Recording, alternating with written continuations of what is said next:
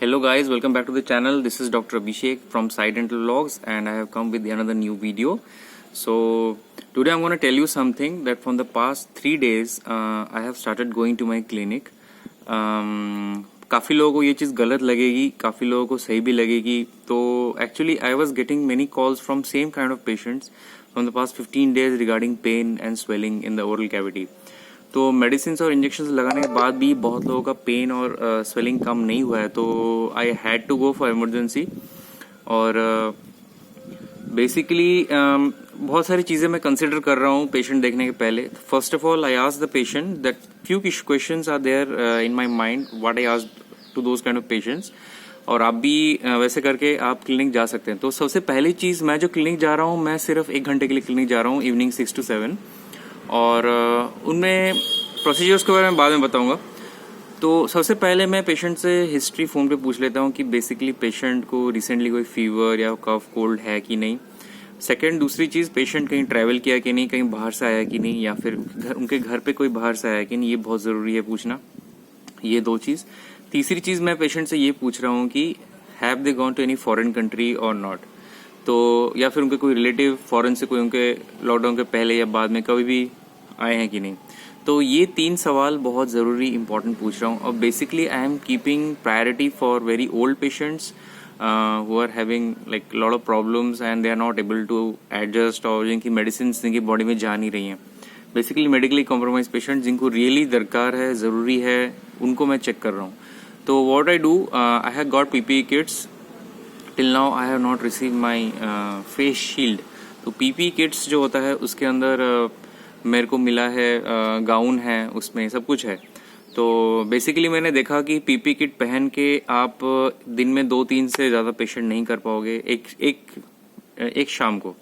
मतलब कि इवनिंग से अगर आप 6 से 9 बजे तक बीच में हो तो आप एक ही PPE किट 2-3 पेशेंट से ज़्यादा नहीं कर पाओगे, क्योंकि AC चलने के बाद भी काफ़ी स्वेटिंग होती है. तो पहले दिन मैं 6 से 7:30 बजे तक था, कल मैं 1 घंटा था, बीच में एक दिन बारिश हुई तो नहीं गया, और आज मैं 6 से 7 बजे 1 घंटा मैं डेली दे रहा हूँ. उसमें 2 से 3 से ज़्यादा पेशेंट नहीं कर रहा. कोई भी मुझे कॉल आ रहा है उसके बेसिस पे मैं डे वाइज पेशेंट को अपॉइंटमेंट दे रहा हूँ.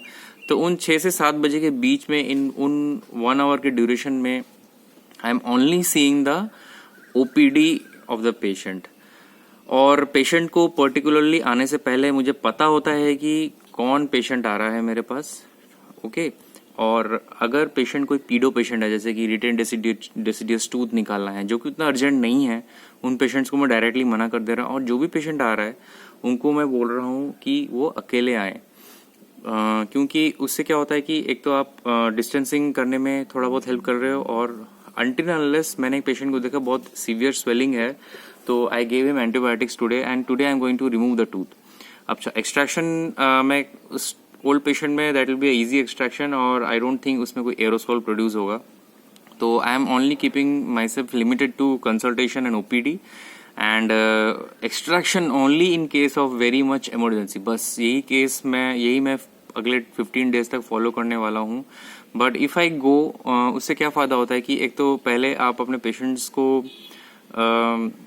चेक कर रहे हो, you are in touch with the patients, plus क्या प्रॉब्लम है आप जानते हो, और आप पेशेंट्स को एटलीस्ट देख के, उनको मेडिसिन दे के राइट मेडिसिन दे सकते हो.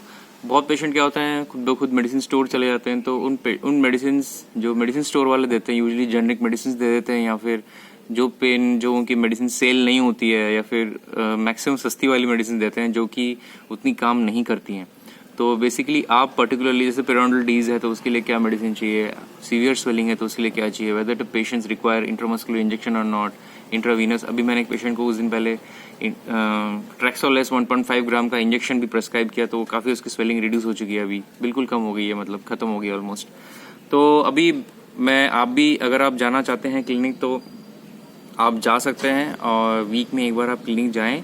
अपनी सारी जो मशीन्स हैं उसको एक बार ऑन करें, ऑफ करें, एयर रोटर को एक बार चलाएं, पानी की जो सक्शन पाइप्स हैं उसको एक बार सक्शन करें पेशेंट के एब्सेंस में, ताकि आपकी मशीन्स चलती रहें. और ऐसा नहीं कि आप जब 2 महीने बाद अपना क्लिनिक जाओ वहाँ पे सारे इंस्ट्रूमेंट्स वगैरह जाम हो जाए. तो बेसिकली मेरा रीज़न यही है, मैं इसलिए जा रहा हूँ. और जितना भी मेरा क्लिनिक में क्लटर सामान था, जैसे कि ये पेपर, ये वो प्लास्टिक शीट्स, ये सब मैंने फेंक दिए हैं. सब कुछ क्लीन किया है, एवरीथिंग इज चेंज्ड। एंड जितने भी पुराने डब्बे, जो इंस्ट्रूमेंट मैं यूज़ नहीं करता, और कवर्स और बिल्स, वो सब मैंने अलग कर दिए हैं क्लिनिक से, सब कुछ पेपर निकाल दिया है। इनफैक्ट मैंने जो मेरे क्लिनिक में जो कास्ट रहते हैं, जो पेशेंट्स को दिखाने होते हैं ये टूथ ऐसा है, वो भी मैंने फेंक दिए हैं। क्राउन्स वगैरह भी फेंक दिए हैं, वो मेरे पास कंप्यूटर में फोन में कंप्यूटर पे दिखा दूंगा पेशेंट को। But I have not keeped anything on the table. जिसमें आप कंसल्टेशन में बैठते हो, उसमें हम रखते हैं ना कास्ट में क्राउन, ये क्राउन ऐसा होगा, ये क्राउन, वो सब मैंने फेंक दिया है, कुछ भी नहीं रखा है। और आप भी जाइए अपने क्लिनिक, अगर जा सकते हैं, अगर नियर बाय है तो सारी मशीन्स को ऑन करिए, एंडोमोटर से जो भी बैटरी वगैरह चार्ज करना है कर लीजिए। जितनी भी आपकी एपेक्स लोकेटर में बैटरी, उसको निकाल के रखिए, क्योंकि आप बहुत दिन तक अगर किसी चीज़ को चलाएंगे नहीं तो वो ख़राब हो जाती है। और चेयर के कंप्रेसर से अगर हवा है तो हवा निकाल दीजिए। जितने भी पाइप्स एंड सक्शंस उसको क्लीन करिए। तो पहले 2-3 दिन तो आपको लग जाएगा सिर्फ क्लीनिंग में ही। तो अभी जितने भी मैंने 3 दिन में 3 पेशेंट देखे हैं, एक दिन पर डे 1 या 2 पेशेंट, तो उसमें मैंने आधा घंटा टाइम मैंने क्लीनिंग में ही स्पेंड किया है। सारे मैंने रूम को, अभी तो मेरी असिस्टेंट नहीं आ रही, तो मैंने सारे रूम को खुद से साफ़ किया है। उसके बाद मैंने उसको ब्लीचिंग से भी साफ़ किया है, चेयर्स को ब्लीचिंग से, एवरीथिंग अच्छे से डेटॉल से सब कुछ क्लीन करके, एंड पीपी किट्स को रेडी किया है। Everything is in order now. And एक पेशेंट करने के बाद I don't open my PP kit. I use the same kit because I feel कि अगर आप PP kit एक पेशेंट में खोल के फिर दोबारा नया PP kit पहनते हो तो उसमें जो इन्फेक्शन का चांसेस बढ़ जाते हैं, बिकॉज वो आपके ड्रेस पे लगता है and you keep the PP kit here and there। तो better to retain the same PP kit, do 2-3 patient then discard it. और एक प्लास्टिक का गाउन भी है मेरे पास, जो मैंने पेशेंट को पहनाया था। प्लास्टिक का गाउन मतलब it's like just like a plastic wrapper, जो कि बहुत बड़ा सा है, और वो मैं रैप करके एक पेशेंट पे देता हूँ, then I throw it away. तो अभी थोड़ा बहुत आपको ये खर्च करने पड़ेंगे, थोड़े बहुत आपको प्रिकॉशंस रखना पड़ेगा, because it's very necessary now days. और आई फील कि आप अगर ऐसा नहीं करेंगे तो ये चीज़ नोटिस में, मतलब आप खुद से अंदर से अच्छा नहीं लगेगा। प्लस सम पेशेंट में टेल यू कि सर आप इन्फेक्शन कंट्रोल नहीं कर रहे हैं, एंड दिस में कॉज प्रॉब्लम्स लेटर ऑन। तो अभी फिलहाल आप जाइए 1 घंटे के लिए या फिर आधे घंटे के लिए, जस्ट क्लीन इट, सारे इंस्ट्रूमेंट खोलिए, बंद करिए, जो भी है बैटरी निकाल दीजिए, एंड एसी क्लीन करके रखिए, सारा वेंटिलेशन ठीक से रखिए। 1 घंटा रूम को खोल के रखिए। प्रेफरेबली डे टाइम पे अगर जाएं तो बेटर रहता है। मैं इवनिंग में जाता हूँ क्योंकि सुबह में पॉसिबल नहीं होता है, बिकॉज अगर आप लेट उठते हो जो भी, बट सुबह में वेंटिलेशन, मेरे रूम में तो कोई वेंटिलेटर है नहीं, तो सुबह आप खिड़की खोल के 1 घंटे के लिए, ताकि ये सारी चीज़ें जो आपको मेंटेन अभी से थोड़ा बहुत स्टार्ट करना पड़ेगा। तो क्योंकि हमको भी रेंट देना होता है क्लिनिक का, that is very much required, क्योंकि क्लिनिक के रेंट्स बहुत ज़्यादा होते हैं। अब थोड़ा बहुत आपके अगर रेवेन्यू नहीं जनरेट होगा तो it will be very difficult for you to give the rent and all. तो कुछ लोगों की तो जॉब्स होती है तो उसमें कोई प्रॉब्लम नहीं है, लेकिन जिनकी जॉब्स नहीं है वो लोग क्या करेंगे? तो यू हैव टू ओपन। और काफ़ी लोगों ने मुझे न्यूज़ में आया कि काफ़ी लोगों ने during the entire lockdown period they had not close the clinics, जो कि मुझे एक ख्याल से लगता है कि गलत है। और इतना भी नहीं, थोड़ा बहुत रेस्ट्रिक्शंस रखना चाहिए, लेकिन ठीक है, जो बात है सब अपने अपने लेवल पे कर रहे हैं जितना हो सकता है। तो आप अगर अभी सोचने की खोल रहे हैं क्लिनिक, सोचने की मतलब you are planning okay you want to open the clinic, जाइए, आधा घंटा 1 घंटा बिता के आइए। अगर कोई बहुत ही अर्जेंट पेशेंट है एक बार देख के आ जाइए, पर पीपी किट आपके पास ज़रूर होना चाहिए, फेस शील्ड होना चाहिए, proper mask, gloves, everything should be very proper. ऐसे नहीं कि आप ऐसे ही चले गए और अपने, and after coming back from the after discarding the PP kit, I came back from the back side of my house. I opened my clothes, kept it in the washing machine, cleaned it, then direct bathroom में नहा के fresh होके निकलना है। ऐसे नहीं कि उसी कपड़ों में आप पहन गए बैठ गए सोफे पे। तो that things you have to do। And एक और चीज़ इम्पोर्टेंट है, आपका एरिया में कोरोना का कितना कहर है, कितना ज़्यादा रेड जोन में है। तो मेरे स्टेट में काफ़ी कम पेशेंट्स हैं कोरोना के, तो इसलिए मैं अभी जा रहा हूँ क्लिनिक, स्टार्ट किया है मैंने। भुवनेश्वर में भी न्यू केस बहुत दिन से नहीं आया है।